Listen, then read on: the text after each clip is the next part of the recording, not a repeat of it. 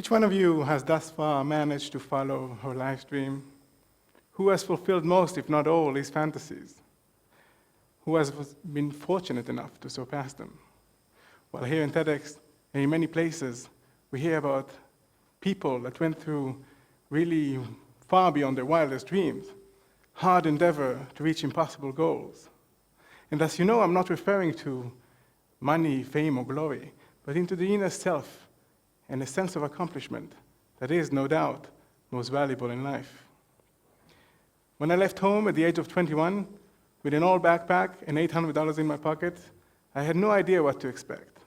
As a simple, introverted person from a rather simple background, I had no idea that in the following 1,290 days, I would roam 33 countries, living in 8 of them, and surmounting unimaginable experiences. All I needed was an open mind and a call for adventure. And yet, even with that in perspective, the subsequent reflection took me to an unexpected, mindful conclusion that culminated in a broader understanding of life. And this is when my perspective changed to Trispective.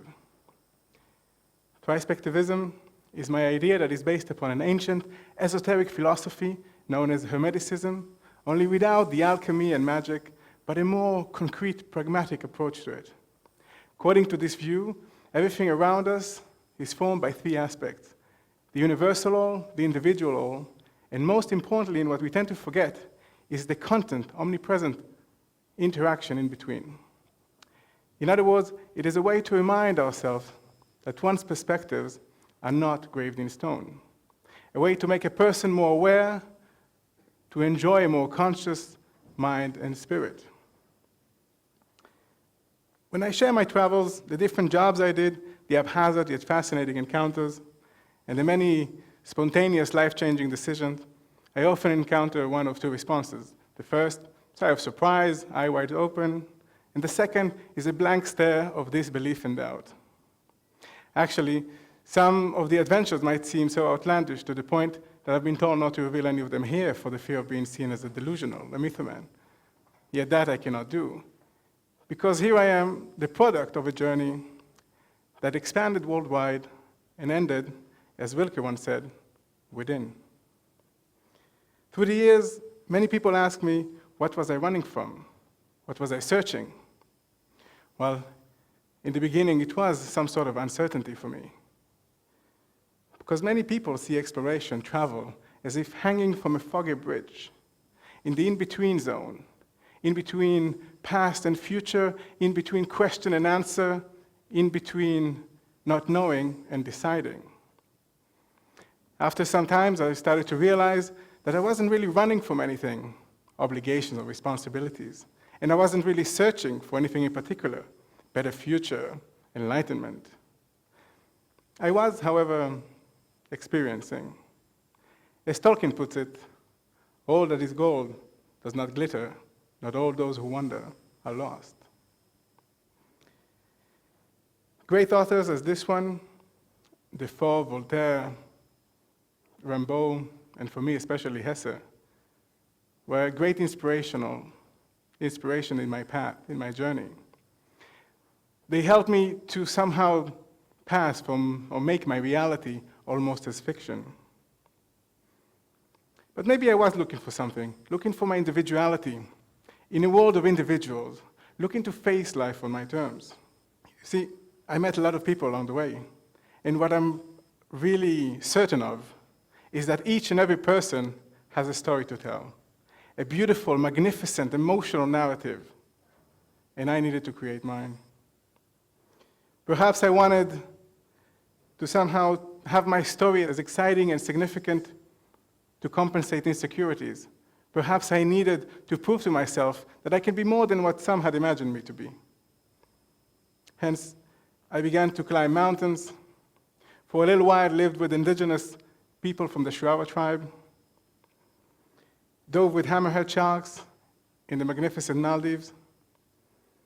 For some times or some occasion, got into the rainforest, and after a little while, I felt so invincible, I actually thought to cross by myself the Darien Gap, this no man's land between Colombia and Panama.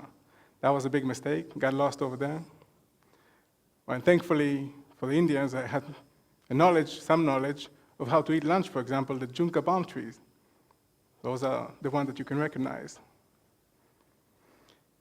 And even more than that, I started to learn how to walk again. Well, walking became a lifestyle. Across Sicily by foot, in Panama, walked with my 2 beloved horses from the Pacific coast all the way to the Costa Rican border. That was inspiration by Tolkien, Lord of the Rings, after reading the book. What usually will take 2 hours by road took me more than 2 weeks, bathing with them in the rivers, sleeping with them, eating with them. I was living the wild and letting the wild dwell in me through both man and animal.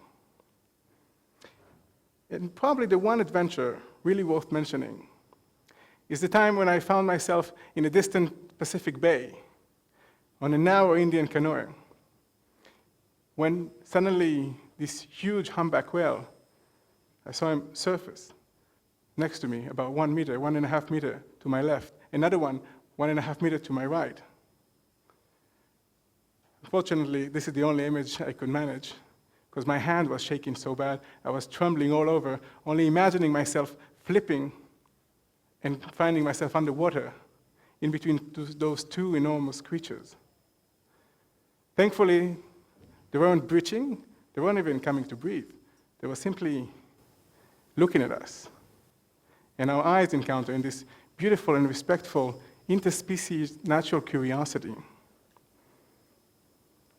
As many travelers would say, the result of any life-long travel is in many moments of epiphanies, moments of cultural connectivity, of interaction, of relationships, moments of questioning of the hows and the whys, moments of long conversation with the self, of lucidity, of chaos, of absorbing the world like a sponge. The revelation one can have are many, especially in regards to the psychology of cultural intersection and the correlations of human, but sometimes beyond that, the animal kingdom and the majestic force of nature. Then I started to believe in something big, in experience, as the force that motivates us to live our adventures, that helps us shift from a stagnant mindset into growth, engaged learning. And so we see that awe-inspiring stories and adventures are great stories to tell. But is there something beyond that, beyond this personal example of mine? Well, I found there were so many similarities to the constant questions, meaningful questions, that I heard reiterated everywhere I went, in different cultures, in different languages, in different customs. Who are we? Where do we come from? And for what purpose? Those similarities were the expression of the constant problematic in balancing between the universal delimitation and the individual interpretation. And so I began to be more aware of my surroundings. I entered places of worship, participated in the Yachef ceremony with an Indian shaman. In other occasions, participated in some courses. One example is some sort of mixture between Jewish Kabbalah and Buddhist meditational techniques. And after all of that and many more encounters in different religions, different cultures, I decided it's time to let go. And then, like in any good story of prophets or self-awareness book, the minute you let go, the answer will reveal itself. After those years of travels, it took me another 5 years, new languages, university degree, and countless conversation. And then the answer started to appear, which was quite obvious. That the answer itself is never that simple. So I then trained my mind to see the world and everything in it in this kind of living the intuitive manner into a more conscious way. And that theory I call the Trispectivism, which is, for me, it's a logical way to approach all of those all-encompassing doubts.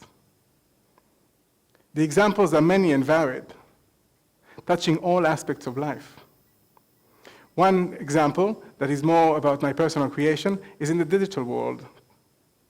You see, we live among so much information. The technomania took us to very far away horizons. The world has never been smaller, and actually, some might call it as the global village. And here we are trying to make sense of it, each and every one of us in a special way. While in university, I began being interested in the endless possibilities of digital humanities. I was fascinated by a concept called self-interest sharing, which is very illustrative to this Trispectivism theory, because it's by taking the needs of many individuals, you can create a universal, but always making sure of the interaction in between. And so I thought of and devised a local collaborative system of blogs that we as philology researchers use to share and disseminate our investigation. That project received more than 500,000 hits and counting. So what is there but to let our curiosity grow and explore, find ourselves in places and situations that we never imagined? After all, it doesn't matter where we are, where we come from, what our parents do. The only obstacle is ourselves. The only limits and the biggest handicap is no other than our lack of imagination and a great deal of stagnation in creative and critical thinking. And even more than that, the Trispect mindset helped me to understand that happiness and fulfillment are the interaction in between the universal and the individual. That instead of waking up in the morning and asking myself, what can I do to make the world better?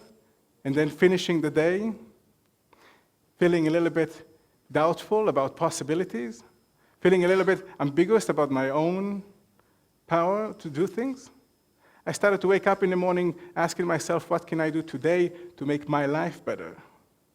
Acknowledging the interdependence between the universal and the individual made me realize that while I changed myself, the individual, for the best, everything around me, circles of family, circles of friends, of co-workers, of people around, will ergo change to a better, joyful, happier quintessence of universal existence. Thank you very much.